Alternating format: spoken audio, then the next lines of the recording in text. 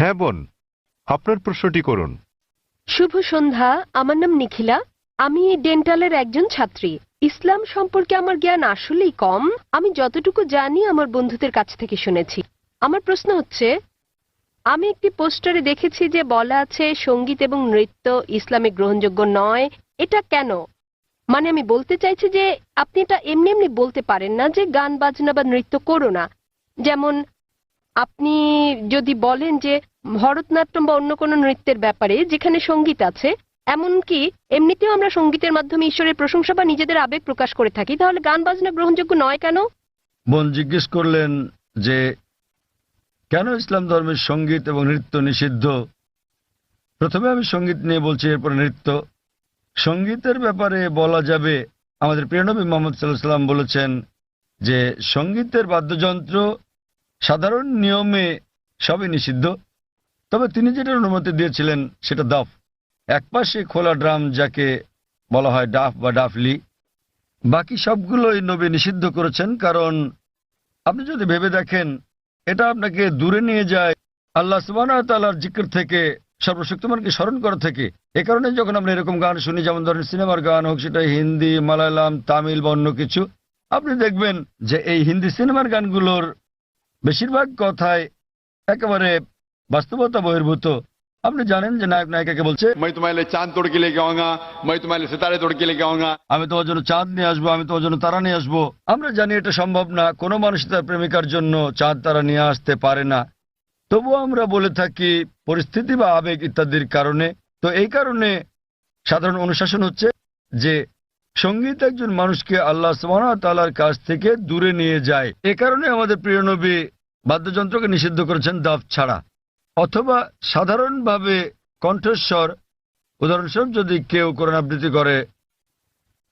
আবৃত্তি করে তার কণ্ঠ সুন্দর, সেটা ঠিক আছে, কারণ এটা একজন মানুষকে আল্লাহ সুবহানাহু ওয়া তাআলার দিকে নিয়ে আসে। নেপথ্য বাদ্যযন্ত্রের আওয়াজ থাকলে যদি এটা একটা বিশেষ আবেগের সৃষ্টি করে, তাহলে গান গাওয়ার ক্ষেত্রে এটা হচ্ছে মুবাহ, ঐচ্ছিক, যতক্ষণ পর্যন্ত গানের কথাগুলো নিয়ে যাচ্ছে আল্লাহ সুবহানাহু ওয়া তাআলার দিকে। যদি গানের কথাগুলো আপনাকে আল্লাহর কাছ থেকে দূরে সরিয়ে নিয়ে যায়, তাহলে সে ধরনের গানও নিষিদ্ধ। এবার আসি দ্বিতীয় ভাগে, নৃত্য করা কেন নিষিদ্ধ। কোরআনে এমন কোনো আয়াত নেই, অথবা আমার জানার মতো কোনো হাদিস নেই যেখানে বলা আছে যে নৃত্য করা হচ্ছে হারাম।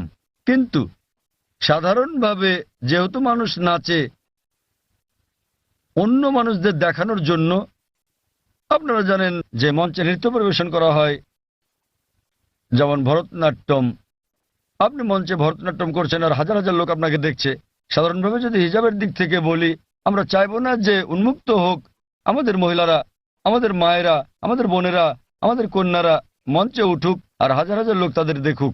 তো যে কোনো পেশা যেখানে শরীরকে প্রদর্শন করা হয়ে থাকে মানুষকে বিনোদন দেবার জন্য, সেটা নিষিদ্ধ। এই কারণেই মানুষজনের সামনে নাচা অথবা নাচ করা কোনো পার্টিতে যেখানে বিপরীত লিঙ্গের মানুষেরা থাকে, বেশিরভাগ ক্ষেত্রে নাচের নিয়মগুলো এগুলো ইসলামী শরিয়ার বিরুদ্ধে যায়।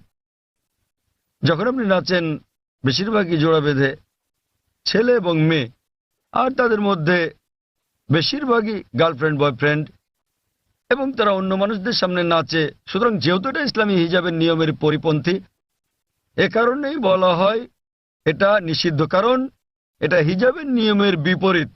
তাই বুঝতে হবে যে যখন নাচ করছেন, আপনি মানুষজনের সামনে নাচ করছেন, পার্টিতে যাচ্ছেন, আবার ঘুরে বেড়াচ্ছেন, আর না হলে শুধু স্বামী স্ত্রী মিলে যেভাবে খুশি সময় কাটাতে পারেন, যতক্ষণ এটা শরিয়ার বিরুদ্ধে না যাচ্ছে। বদ্ধ ঘরের ভেতরে স্বামী স্ত্রী মিলে যা খুশি করতে পারেন, যদি এটা কোরআন ও হাদিসের নিয়মকানুনের বাইরে না যায়, কোনো সমস্যা নেই।